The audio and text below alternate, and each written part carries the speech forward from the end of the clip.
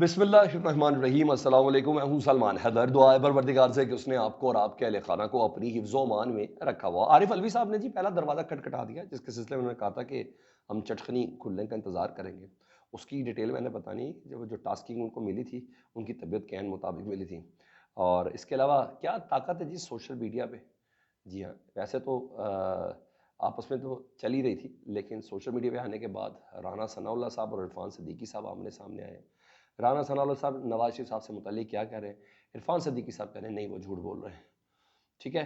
اور معاملہ بہت بڑا ہے، اور جس پہ پھر سوشل میڈیا پہ ٹیک اپ نون لیگ کے اپنے حلقوں نے کیا، تو اس کے بعد یہ اسٹیٹمنٹ بدلنی پڑی، اور اس کی ڈیٹیل آپ کے سامنے رکھنی ہے۔ جسٹس منیب اختر چیف جسٹس کا آج میں حلف اٹھا لیں گے جی، اور اہم چیز ہے یہ، اور آج پہلا کیس لگا ہے ارشد شریف قتل کیس، آج لگا ہے اسلام آباد ہائی کورٹ میں، پہلا ہی کیس ہے، تو اس کی بھی کاسٹلیس جاری ہوگی، اس کو بھی ذرا تفصیل سے بتا دو۔ دیگر ایک دو اور خبریں بھی ہیں تو آپ کا سننا ضروری ہے۔ ڈیٹیل میں جاتا ہوں جی۔ عارف الوی صاحب نے جی اپنا مشن بتا دیا کہ وہ کیا کریں گے، اور کون سا ان کو ٹاسک ملا ہے، اور عین طبیعت کے مطابق ملا ہے جو ٹاسک ان کو عمران خان صاحب نے دیا ہے، کیونکہ عہدہ بڑا تھا، اور مفاہمتی عہدہ ہے ہمیشہ سے، مصالحتی عہدہ، مزاج بھی ان کا ایسا ہی دھیما ہے، اور اسی سے ریلیٹڈ انہوں نے کام کرنا ہے، اور ٹاسک بھی وہ دیا گیا ہے۔ وہ کہتے ہیں کہ میں چاہتا ہوں کہ ہماری اسٹیبلشمنٹ سے بات چیت ہو، یعنی فوجی اسٹیبلشمنٹ سے بات چیت ہو، اور یہ معاملہ حل ہو۔ صحافیوں سے ملاقات بے شک دی تھی، تو انہوں نے اپنی انٹینشن بتا دی۔ عمران خان صاحب پہلے بھی بتا چکے، پھر اس کے بعد ایسی گفتگو ہوئی، بعد میں تو انہوں نے کہا نہیں کرتا تو نہ کریں، ٹھیک ہے۔ انہوں نے معافی مانگا، انہوں نے کہا ہم سے معافی مانگے، آپ نے کہا بھائی بینیفیشری کون ہے، نقصان تو ہمارا ہوا ہے، اگر اتنا ہی پلان کر کے کہنا تھا تو نقصان ہمارا ہوا ہے، تو یہ بات دوسری طرف نکل گئی نا۔ وہ کہتے ہیں میں چاہتا ہوں کہ اسٹیبلشمنٹ سے بات چیت ہو۔ صحافیوں نے سوال کیا، اگر جناب وہ تو آپ سے بات ہی نہیں کرنا چاہتے، T G I S P نے کہا دیا ہم نے تو آپ سے بات ہی نہیں کرنی، آپ سیاسی لوگوں سے بات کریں، ہم سے کیا مذاکرات کرنے، ہم سے کیا بات کرنی، ہاں معافی مانگے آپ، اور صدق کے دل سے معافی مانگے۔ تو انہوں نے کہا کہ نہیں ہم دروازہ کھٹکاتے رہیں گے۔ بیسیکلی یہ اچھی چیز ہے، اچھی چیز سے مراد یہ کوئی بھیک نہیں ہے، قطعاً بھیک نہیں ہے، یہ چیزیں اپنی پوزیشن سٹرونگ کرنے کے لیے کہ ہم آپ کو بتاتے چلیں کہ ہم بات کرنا چاہتے ہیں۔ اگر دنیا میں کسی کو یہ گمان ہے کہ ہم نے بالکل تمام دروازے بند کیے، تو ایسی کوئی بات نہیں ہے۔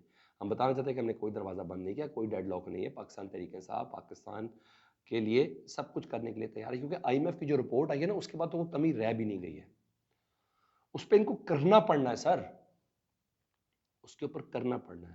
آئی ایم ایف کی رپورٹ کے مطابق پاکستان کی سب سے بڑی سیاسی جماعت پاکستان تحریک انصاف ہے، جو پارلیمنٹ میں ہے، اور پاکستان میں اس وقت جو سیاسی منظرنامہ ہے وہ بہت ہی زیادہ کڑواہٹ کا شکار ہے۔ جب تک پولیٹیکل سٹیبلٹی نہیں آئے گی، اکنامیکل سٹیبلٹی نہیں آئے گی، آئی ایم ایف کی رپورٹ ہے جی پاکستان سے متعلق، اور اس رپورٹ پہ لون سیکشن انہیں سادے الفاظ میں یہ بتایا کہ آپ لوگ مذاکرات کرنے پڑیں گے، عمران خان سے بات کرنی پڑے گی، ادروائز لون والا معاملہ کٹائی میں پڑ جانا ہے۔ یہ آئی ایم ایف نے کھل کے بات بولی ہوئی ہے، اور یہی وجہ کہ رانا ثناء اللہ صاحب جیسا بندہ، جی ہاں، وہ یہ کہہ رہا ہے، مجبور ہو گیا یہ کہنے پہ کہ عمران خان کی رہائی کے لیے بھی ہم تیار ہیں، گرینڈ ڈائلاگ کے لیے تیار ہیں، اور اس کے لیے عمران خان صاحب کی رہائی کے لیے نواز شریف تیار ہے۔ یہاں تک کہہ رہا ہے رانا ثناء اللہ صاحب، جو عمران خان صاحب کے وجود کو کہتے تھے کہ پاکستان کے لیے خطرہ ہے، وہ کہہ رہے ہیں کہ نواز شریف صاحب گرینڈ ڈائلاگ کے لیے عمران خان صاحب کی رہائی، عمران خان صاحب کو رہا کروا کے گرینڈ ڈائلاگ کی اسٹیبل پہ اٹھانے کے لیے تیار ہیں، یہ نواز شریف صاحب چاہ رہے ہیں۔ اچھا جی، انہوں نے بہت بڑی بات کی، چھوٹی بات نہیں ہے سر، رانا ثناء اللہ صاحب جیسے بندے سے، اور وہ میرا خیال ہے نواز شریف صاحب کے بھی بہت قریب آدمی ہیں، تو اس تناظر میں دروازہ کھٹکھٹانے والی بات عارف الوی صاحب کی، اور وہ سنجیدہ آدمی ہے عارف الوی صاحب، وہ مذاقی آدمی نہیں ہے، انہوں نے کوئی ٹاک آف دی ٹاؤن بنانے کی کبھی بھی کوشش نہیں کی نا، کس طرح بات کر رہے ہو وہ بونگی مار دی جائے۔ اور عمران خان سے ملاقات کے بعد وہ کہہ رہے ہیں، تو اتنی بات ہوتا ہے کہ اس کا ادراک ہے کہ بات چیت ہی مذاکرات کا حل ہے، معاملات کا حل ہے، بات چیت ہی ہے۔ لیکن ایک طرف رانا ثناء اللہ صاحب جب یہ کہہ رہے ہیں تو اچھی خاصی تنقید ہوئی، ودن پارٹی بھی ہوئی، اور دوسرا سوشل میڈیا پر، یعنی نون لیگ کا جو سوشل میڈیا نا، یعنی نون لیگ کے فالوور انہوں نے بینڈ بجانا شروع کر دی، انہوں نے کہا ہے کہ تو اس کے بعد پھر، اور اس بات پہ کہ نواز شریف عمران خان صاحب کی رہائی کے لیے تیار ہے، تو پریشر آیا سوشل میڈیا پر، تو ادھر ادھر سے عرفان صدیقی اور ادھر ادھر سے بھی آتا، عرفان صدیقی صاحب یہ کہنے پہ مجبور ہے کہ نہیں نہیں نہیں نہیں، نواز شریف صاحب تو عمران خان کی رہائی پہ کوئی تیار نہیں، ان کا تو وہی سٹانس ہے جو آرمی چیف کا ہے، 9 مئی سے متعلق بالکل ان کا وہی سانس ہے. مطلب نواز شریف صاحب بھی وہی سوچتے ہیں جو آرمی چیف صاحب سوچتے ہیں. یہ عرفان صدیقی صاحب کے کہنے کا مطلب ہے.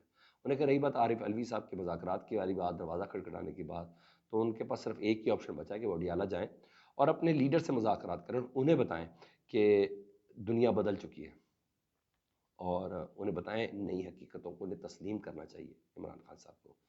تو تحریک انصاف وہ کہہ رہے ہیں کہ بند گلی میں گئی ہے، ادارے بند گلی کے اندر نہیں گئے، یہ ان کا کہنے کا مطلب ہے. تو اب سارے دروازے نہیں، کھڑکیاں اور روشن دان بھی بند کر دیے گئے. مطلب عرفان صدیقی کے مطابق نواز شریف صاحب مذاکرات کے لیے تیار نہیں ہے.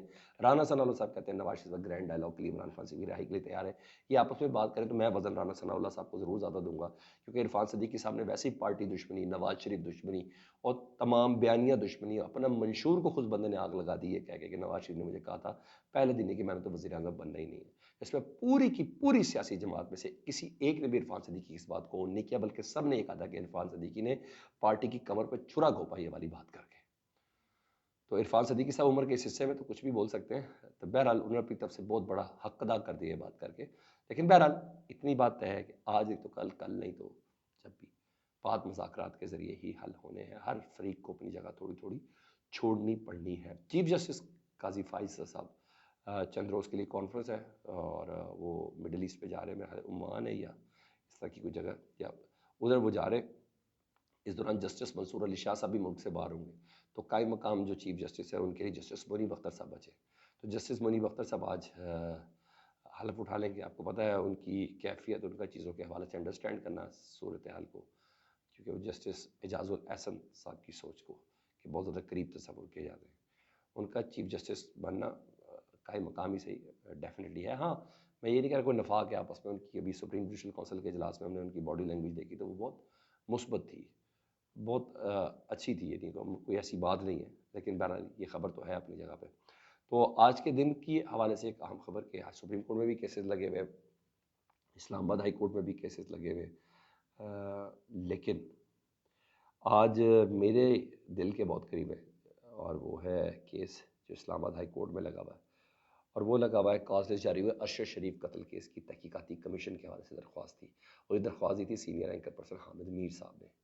تو آج اس کی سماعت کریں چیف جسٹس عامر فاروق صاحب اس کی سماعت کریں گے اور تحقیقات کے لیے کمیشن بنایا جائے. یہ حامد میر صاحب بھی اور دیگر صحافی برادری یہ مدعا لے کے پہنچی ہے.